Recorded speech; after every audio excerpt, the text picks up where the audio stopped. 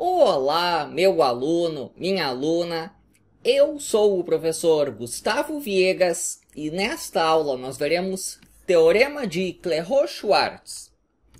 Ele diz que se as derivadas parciais mistas de segunda ordem forem contínuas, então, na verdade, elas são iguais. Depois eu dou exemplos para explicar melhor isso daqui. Eu quero falar inicialmente da história do assunto. Começando com o Clairaut.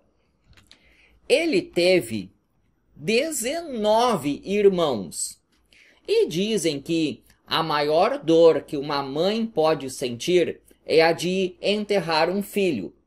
Olha, se isso for verdade, coitada da mãe do Clairaut. Porque esses 19 irmãos que ele teve morreram antes de se tornarem adultos. Dos 20 filhos que a mulher teve, só um chegou à idade adulta.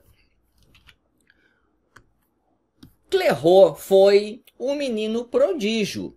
O seu pai era professor de matemática e desde muito cedo o ensinou. Com apenas 10 anos, Clairaut já sabia cálculo. E ele sabia de verdade mesmo, porque aos 13 anos já apresentou um artigo na Academia de Ciências Francesa. E ele se tornou, anos mais tarde, a mais jovem pessoa a ser membro da Academia Francesa de Ciências.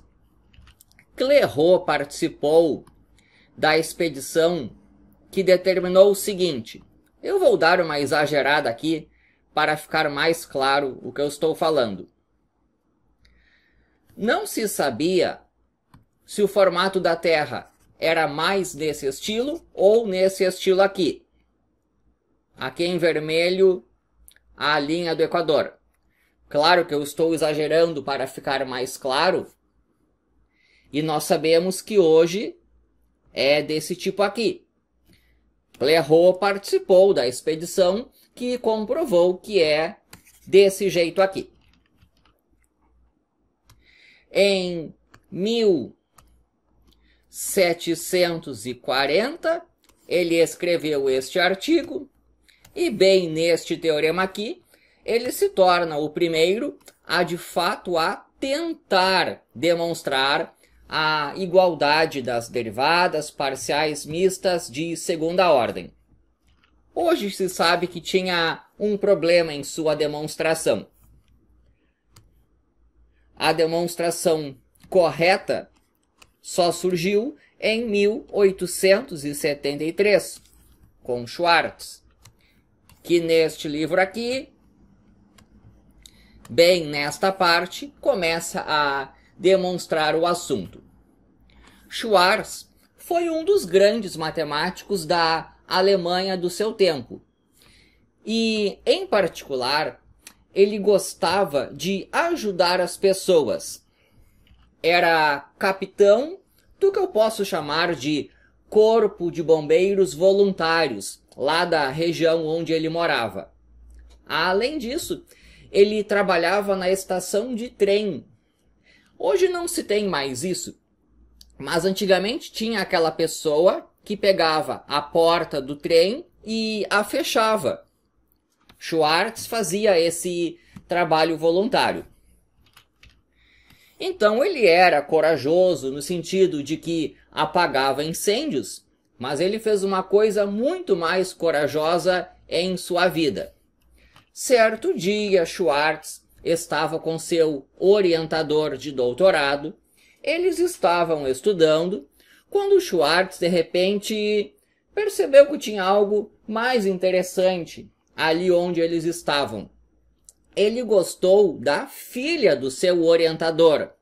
Foi lá e conseguiu dar uma trovada e ficou com a filha do seu orientador de doutorado.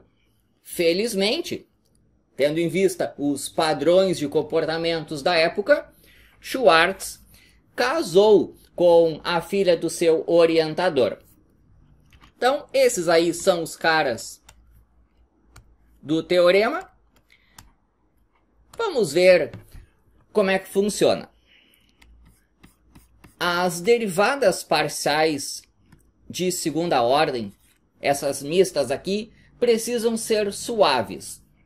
Sendo mais específico, contínuas. A maior parte das funções que aparecem em um curso de cálculo satisfazem essa propriedade aí.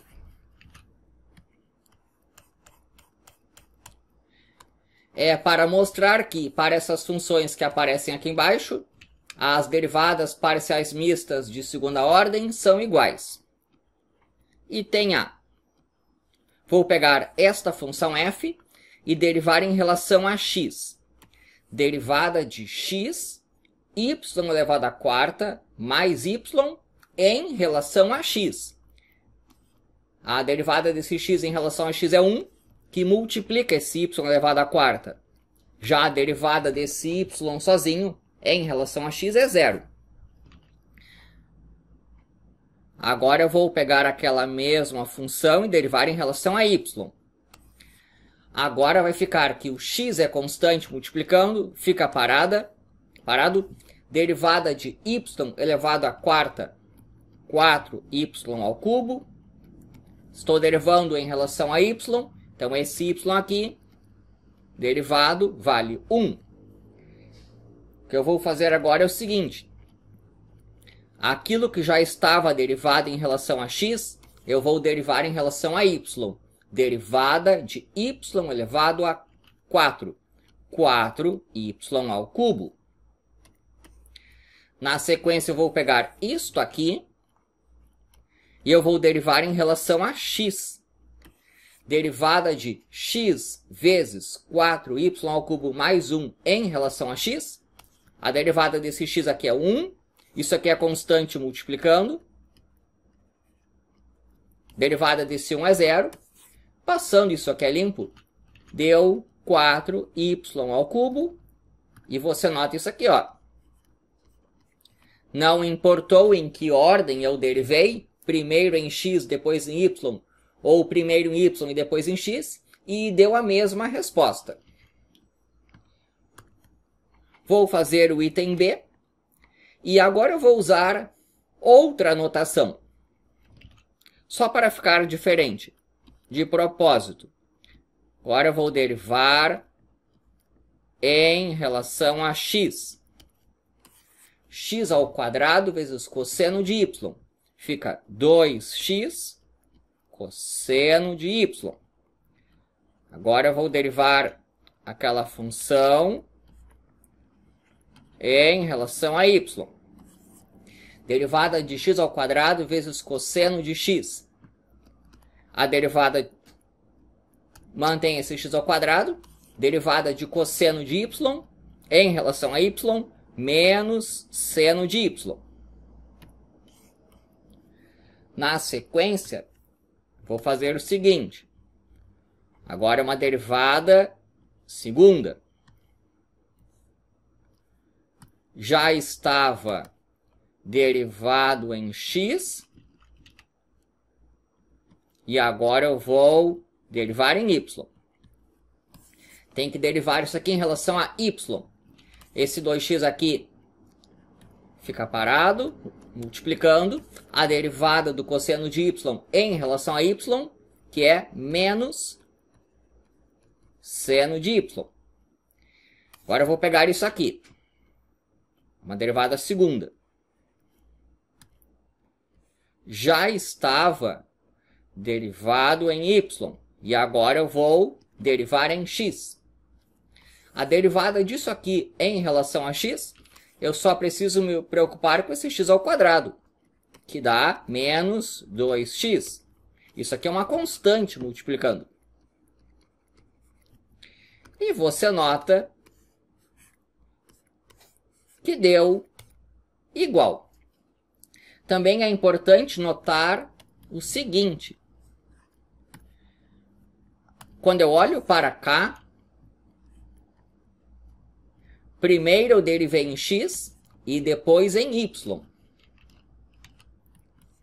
Quando eu olho para cá, primeiro eu derivei em x e depois em y. Então, as notações são feitas em ordem diferente. Aqui as operações nesse sentido, aqui as operações nesse sentido. Primeiro x, depois o y, primeiro x, depois o y. Espero que tenha gostado. Inscreva-se no canal. E é isso daí.